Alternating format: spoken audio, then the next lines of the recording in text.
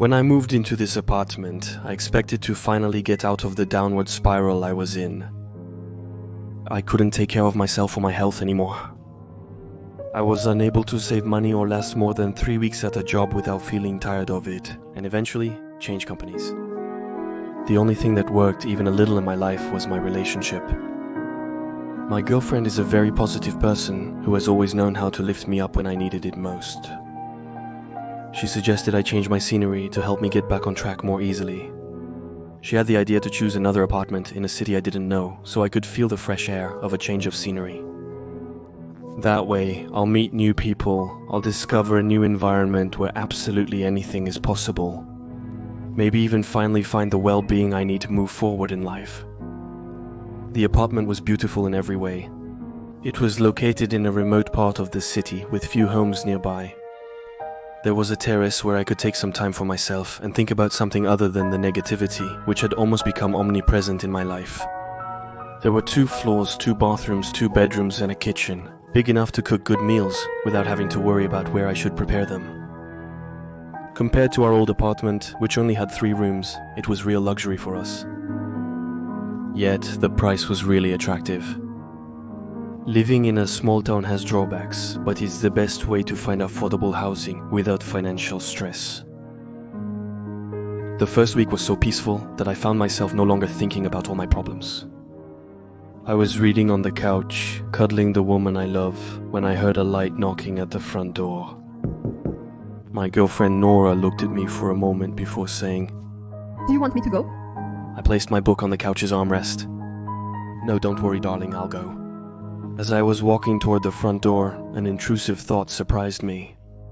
Usually inclined to meet new people, I had become hesitant, as if my subconscious was warning me about something imminent, something serious that was about to happen. I could almost hear it being spoken to me, a short, simple, and very clear sentence. "Don't open the door." But, as I used to do at that time, in my life I generally didn't listen to my conscience. Because behind the glass, whitened by the frosted patterns on my front door, I saw the silhouette of a woman who didn't seem to indicate any danger at all. That's when I opened the door, without knowing that this small gesture would cost me dearly later on, much more than I could have ever imagined. On the doorstep stood a rather elderly lady, about 70 or 75 years old.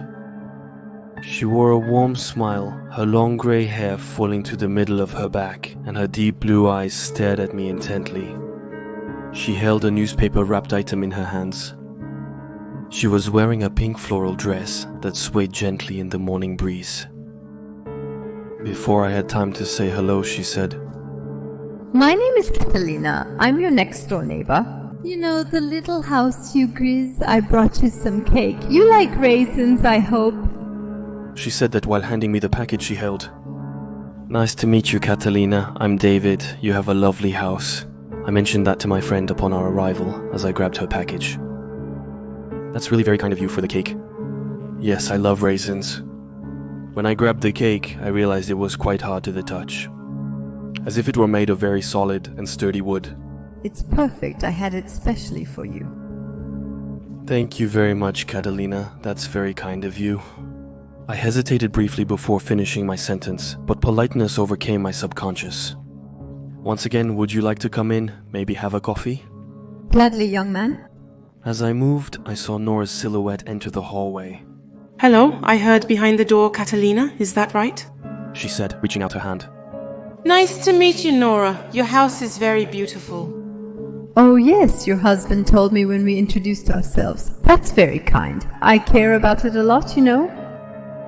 I've only been living here for a few months, and I already feel like I've been here for years. And you, do you like it here?" As he said that, his blue gaze was scanning every corner of the hallway. She walked toward the living room. "You know, normally there should be 2 tenants here, but for some reason, I don't know, they decided to rent you the whole building. You have so many rooms you don't even know what to do with them." Nora and I exchanged a discreet glance, implying the conversation was becoming uncomfortable. Then Catalina continued. But that's perfectly fine. You look like a lovely couple. Have you been together for a long time? Married? No. Nora started laughing lightly. We are not married yet, but we've been together for a little while now. 4 years, actually. She said as she pulled out a chair. Please, have a seat. Catalina then brought up all sorts of different topics about our lives, our respective jobs, our hobbies, and other unimportant things. As for me, I felt an uneasiness I couldn't describe. Catalina's gaze wandered to every corner of the living room. But what bothered me the most was the way her eyes moved. They were quick, very quick. They moved so fast that sometimes I had trouble following them and knowing where they landed. After a long time spent talking about everything and nothing, Nora walked Catalina to the door. She then left, smiling all the way home, promising us she would bake another cake for next time. When Nora closed the door, I felt the pressure that was weighing me down instantly lift. Catalina was everything a woman of that age should be. Charming, a bit awkward with words, and slightly intrusive without meaning to be. Nora had found her adorable and really liked the little gesture. Even though I couldn't eat the cake, because in reality, I hated raisins. Nora, on the other hand, had ventured to serve herself a piece after struggling for a while to cut it. Probably because of how hard it was, it stayed on the counter all day, drying out even more. We finally threw it away reluctantly the next morning while we were having breakfast. Nora, you said you found Catalina adorable, but I don't know. You probably thought I was horrible, but I don't feel very good when she's around. She then put her hand on my shoulder and answered me with a smile. You know, you don't feel very good right now in any situation. That's why we're here. It will do you good to see some new faces. And Catalina is very nice, even if her cake was special. She's just a kind lady who wants to meet her new neighbors, nothing more. My dolly. Nora was probably right. It was impossible for me to convince myself that it was the case. I had the feeling that something was wrong with our neighbor. But instead of continuing to question myself about it, I spent the rest of the day strolling around and enjoying the calm of this small town. Our neighbors next door always had a grey car parked in front of their house. I then thought that maybe I should pay them a little visit during the week, just to integrate myself more into the neighborhood. In the bedroom that night, just before I lay down on the bed, I felt something strange. Shivers ran down my spine and I had the feeling that something was staring at me. I then turned toward the window, and if I hadn't had the wall behind my back at that moment, I probably would have fallen to the floor. Someone or something had just sped past the window of my room. Since it was very dark outside, I could only make out one detail. Long grey hair. Immediately, I rushed to the window, opened it, and leaned out to try to see what had just passed by. I surveyed the whole courtyard, my heart racing. But after a few minutes of watching the dimness, I saw nothing. There was no one there. Yet, considering how fast I ran to the window, it was almost impossible for the person to hide in such a short amount of time. But that was exactly the case. There was no one in the yard, and the only thing that echoed was the sound of the wind gently slipping into the room. For a moment, I wondered if I was going crazy. But then my gaze fell on the house with orange roofs belonging to my neighbor, Catalina. What I saw there paralyzed me with fear. There was a figure on the roof, right next to the chimney.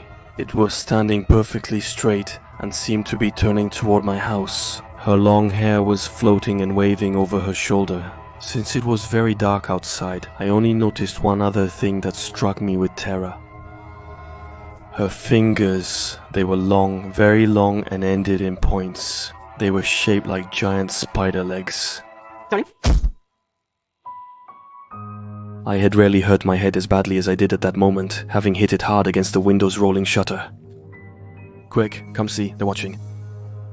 But the figure was already gone. During the few microseconds when I had my head down, it had vanished. But what's going on? She then leaned out the window, and after a moment looking outside, she said, What did you see? As I held my head because of the pain, after a brief moment of reflection, I answered, No, nothing. I think I was seeing things. Go finish your shower, honey. I'm sorry. She then hugged me, kissed me, and promised that everything would be fine, that her anxieties would eventually disappear completely.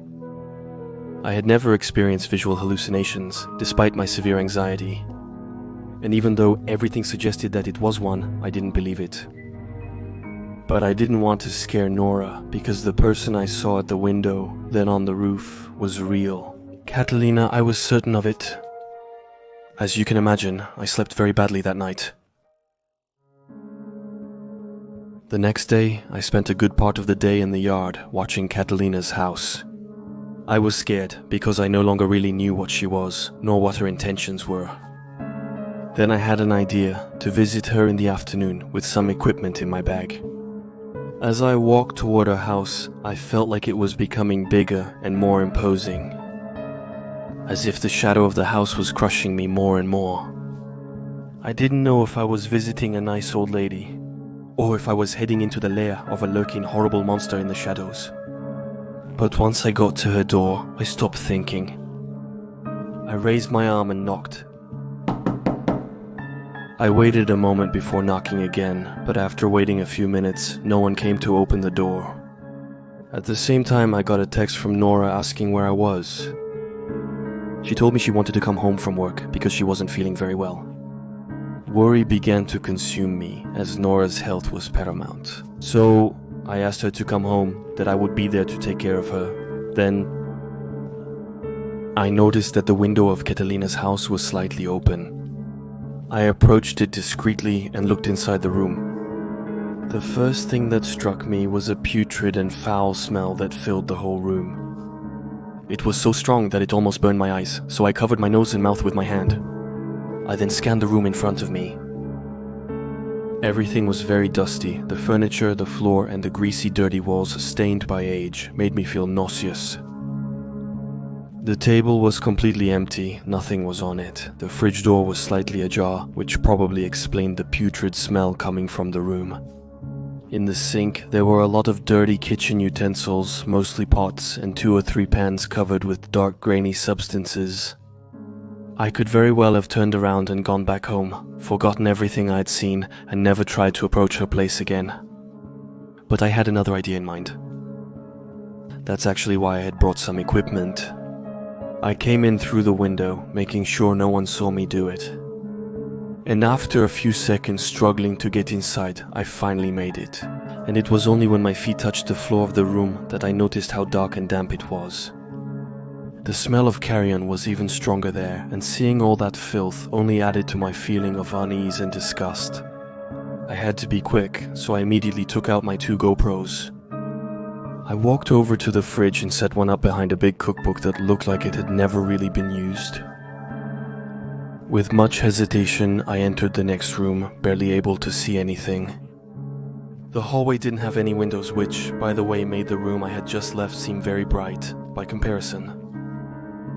I searched for a spot to place my second camera.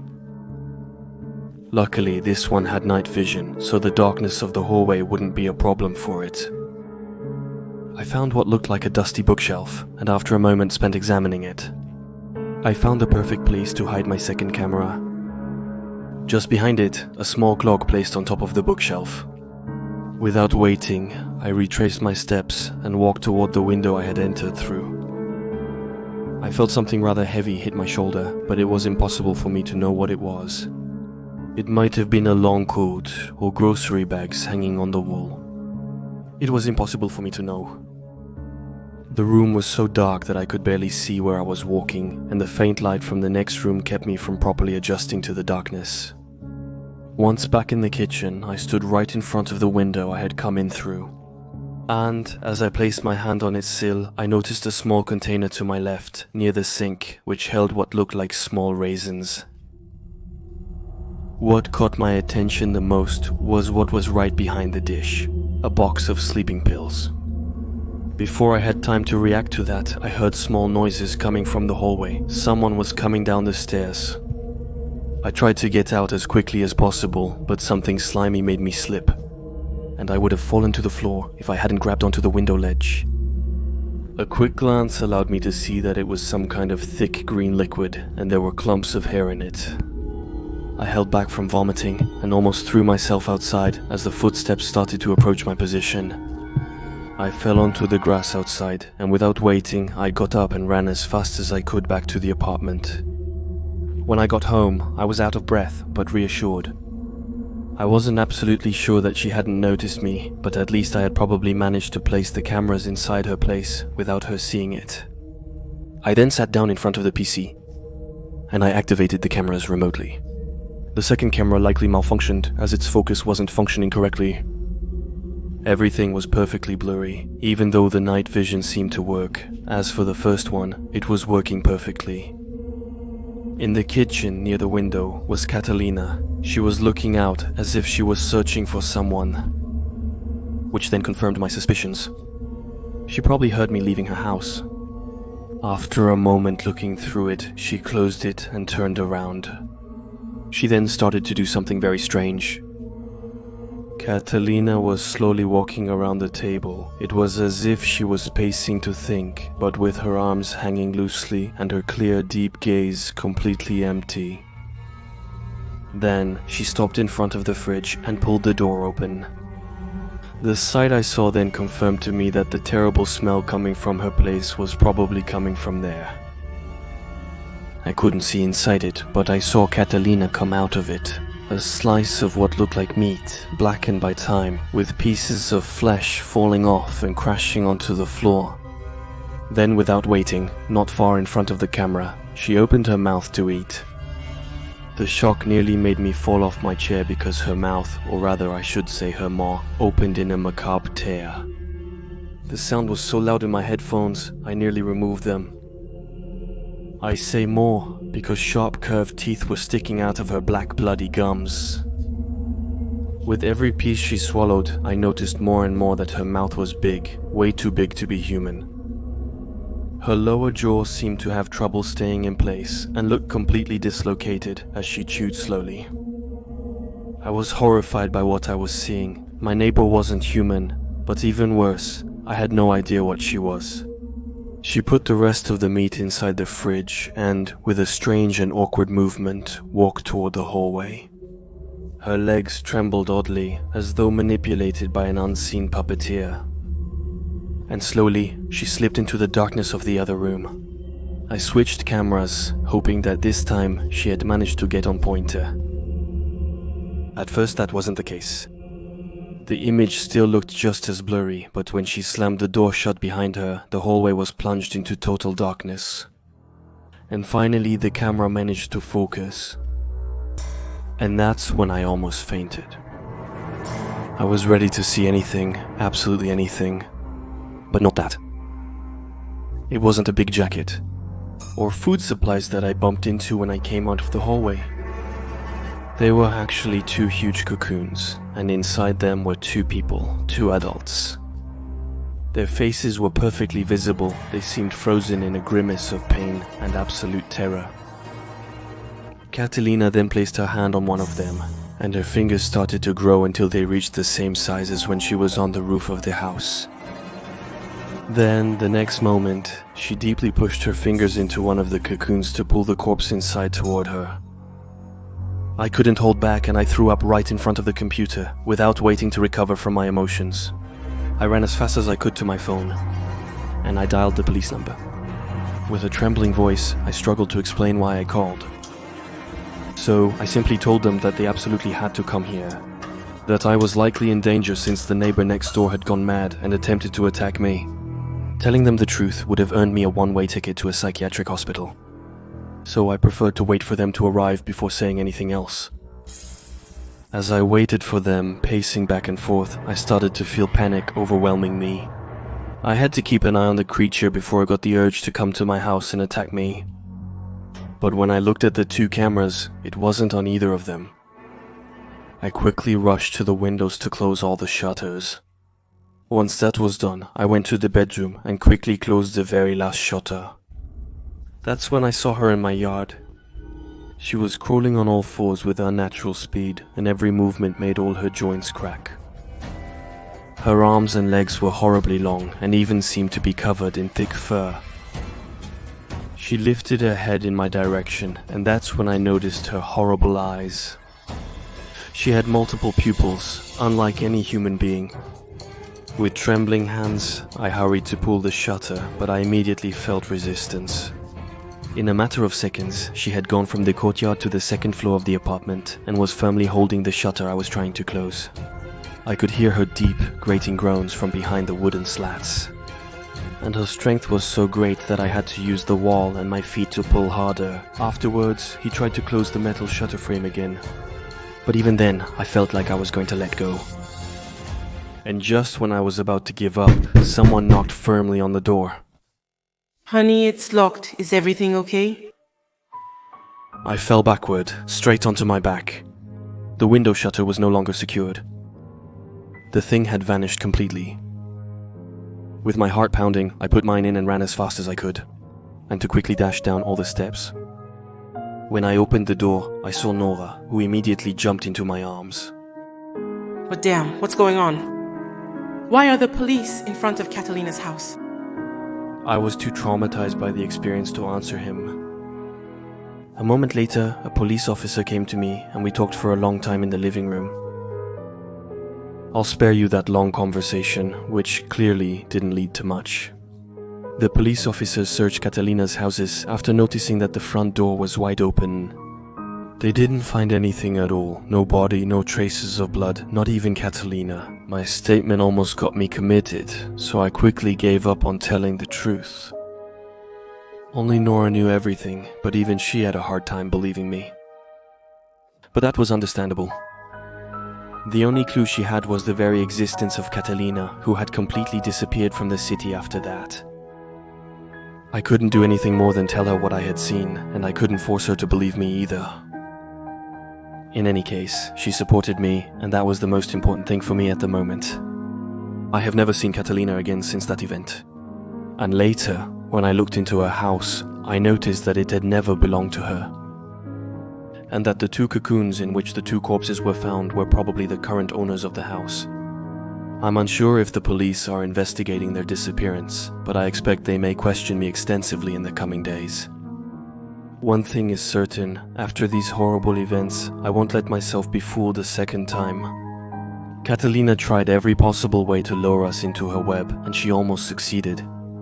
I could have prevented this, but I did it my way. Next time I'll know that you should always listen to your instincts.